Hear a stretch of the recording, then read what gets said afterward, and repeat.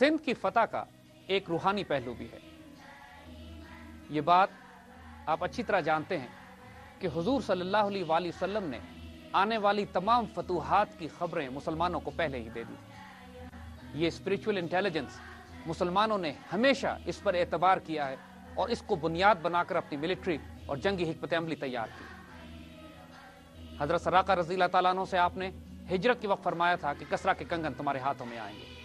اسی طرح جب کسریٰ نے آپ صلی اللہ علیہ وآلہ وسلم کا خط پھاڑ کے پھینک دیا تھا، اس وقت آپ نے بشارت دے دی تھی مسلمانوں کو کہ جلد ہی اس کی سلطنت کے پرخچے اڑ جائیں گے۔ اسی طرح آپ نے مسلمانوں کو اس لشکر کو جنتی ہونے کی بشارت دی کہ جو پہلی دفعہ بحری جنگ کرے گی۔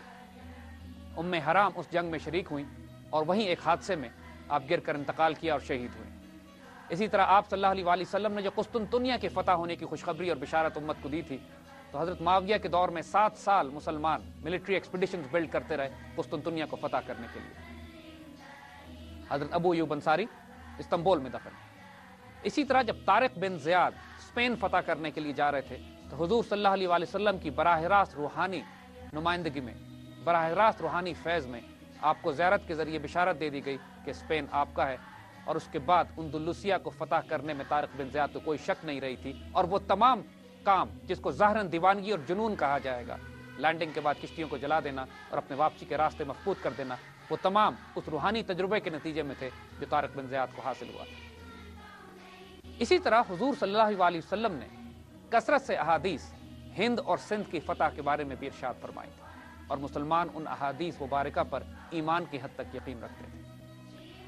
سندھ کی فتح کے بارے میں بشارت دے دی گئی تھی، اور تمام مسلمان فوجیں جو اس طرف آئی ہیں ان کے ذہنوں میں یہ بات حضور صلی اللہ علیہ وآلہ وسلم کی اس حدیث شریف کے مطابق پوری طرح جمی ہوئی تھی کہ ہند نے مسلمانوں کے ہاتھوں، پہلے سندھ نے اور پھر ہند نے مسلمانوں کے ہاتھوں فتح ہونا ہے۔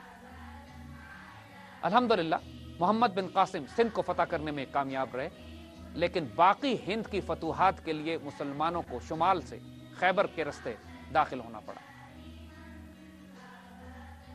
وہ پرونگ جو چین کے خلاف بھیجے گئے تھے چین تک تو نہ پہنچ سکے، لیکن انہوں نے ہندوستان کو مسلمان کرنے کے لیے دروازہ کھول دیا۔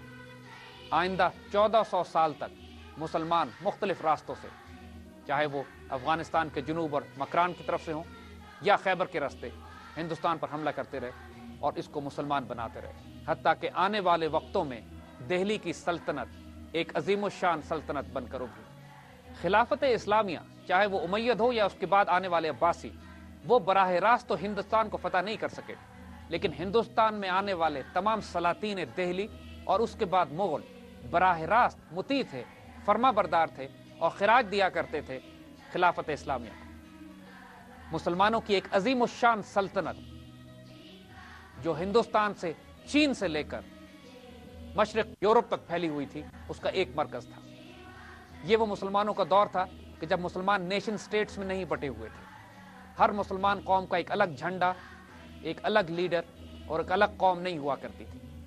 امت مسلمہ ایک لڑی میں پروئے ہوئے ایک تسبیح کے دانوں کی طرح اپنی اپنی شناخت، اپنی اپنی جگہ رکھتے ہوئے ایک ملت کے فرد تھے۔ علامہ اقبال نے اسی خوبصورت وقت کو یاد کرتے ہوئے فرمایا ہے، ایک ہو مسلم حرم کی پاسبانی کے لیے، نیل کے ساحل سے لے کر تابہ خاک کاشغر۔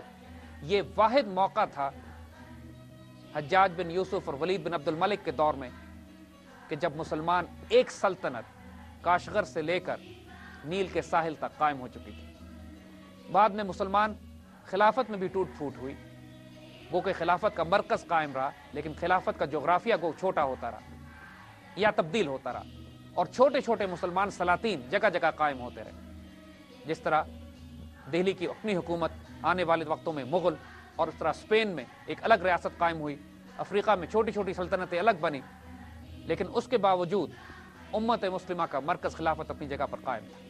حجاج بن یوسف کا تیسرا ملٹری ایکسپیڈیشن جو خراسان سے نکل کر افغانستان اور ایشیا وسطی کی طرف گیا تھا، انشاءاللہ اس پر آئندہ بات کریں گے۔ آج ہم نے ٹین ایجر نوجوان محمد بن قاسم کے ملٹری ایکسپیڈیشن کا ذکر کیا ہے، جس نے تاریخ کا دھارا تبدیل کر کے رکھ دیا۔ یہ نوجوان جوانی میں شہید کر دیا گیا، مگر اللہ اس کے درجات بلند فرمائے، اس کی رحمت و مغفرت فرمائے اس پر، اور ہماری ماؤں کو توفیق دے کہ محمد بن قاسم جیسے نوجوان پیدا کر سکے۔ قتیبہ بن مسلم کی مہم انشاءاللہ آئندہ۔ ہے.